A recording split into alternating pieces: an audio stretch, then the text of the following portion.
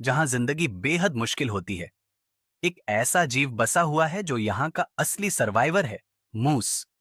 Arctic tundra एक विशाल बर्फीला मैदान है जहां कोई पेड़ नहीं होते और सिर्फ सबसे कठोर झाड़ियां और घास ही पनप पाती हैं। यहाँ बहुत कम बड़े जीव ही जिंदा रह सकते हैं। गर्मियों के महीनों में जब बर्फ पिघलती है तो मूस आसपास के सब आर्कटिक जंगलों से निकलकर पानी की ओर बढ़ता है। मूस एक ऐसा अकेला हिरण प्रजाति का जानवर है जो पानी के अंदर जाकर खाने में सक्षम है।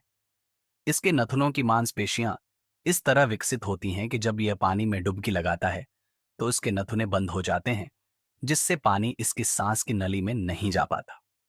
पानी के नीचे रहते हुए यह मूस जलीय पौधों का सेवन करता है। एक मूस रोजाना लगभग 30 किलोग्राम वनस्पति खा सकता है।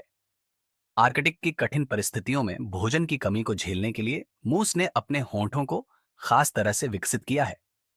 ये होंठ उसे कठिन टहनियों और पत्तियों के बीच से ताजे पत्तों को अलग करने में मदद करते हैं, जिससे यह एक ही बार में पूरे शाखा को अपने मुंह में ले लेता है।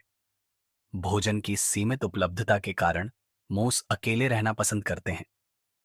ज्यादातर हिरण प्रजातियों की तरह ये झुंड में नहीं रहते, सिवाय प्रजनन के मौसम के। आर्कटिक की तेजी से बदलती शरद ऋतु यानी सितंबर और अक्टूबर में ये मूस इकट्ठा होते हैं प्रजनन के लिए। नर मूस अपने शानदार सींगों को प्रदर्शित करते हुए मादा को आकर्षित करने का प्रयास करते हैं और अक्सर वर्चस्व के लिए लड़ते हैं।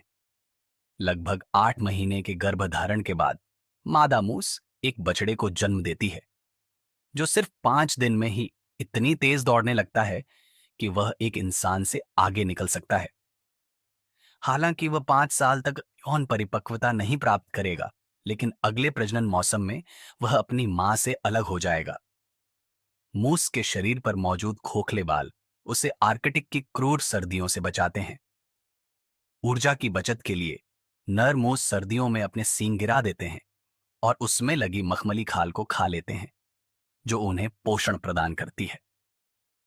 वसंत में सींग फिर से उगते हैं और इसे पूरी तरह विकसित होने में लगभग 4 महीने का समय लगता है। यह सींग जानवरों के सबसे तेजी से बढ़ने वाले अंगों में से एक है। सर्दियों के दौरान मूस के चौड़े खुर बर्फ पर चलते समय स्नो शूज का काम करते हैं, जिससे ये भारी जानवर नरम बर्फ में भी आसानी से चल पाते हैं।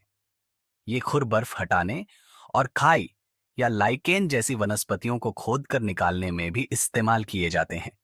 लेकिन आर्कटिक की लंबी और कठिन सर्दियों में सभी मूस जीवित नहीं रह पाते। अपनी विशाल काया के बावजूद मूस बेहद फुर्तीले होते हैं और अपने शिकारियों से निपटने में सक्षम होते हैं। शिकार और शिकारियों की चुनौतीपूर्ण स्थिति के बावजूद मूस का यह मजबूत और साहसी प्रजाति अपनी संख्या बढ़ा रही है। यही कारण है कि मूस को आर्कटिक का असली सर्वाइवर माना जाता है, एक जीव जो बर्फीले तूफानों, ठंडी हवाओं और कठोर धरती के बावजूद अपनी जगह बनाए हुए है। क्या आप आर्कटिक की इस अद्भुत यात्रा में मूस की कहानी से रोमांचित हुए? हमारे चैनल को सब्सक्राइब करें और जानें ऐसे ही और दिलचस्प जानवरों के बारे में जो प्राकृतिक चुनौतियों का सामना कर हर दिन जिंदा रहने की नई कहानी लिखते हैं।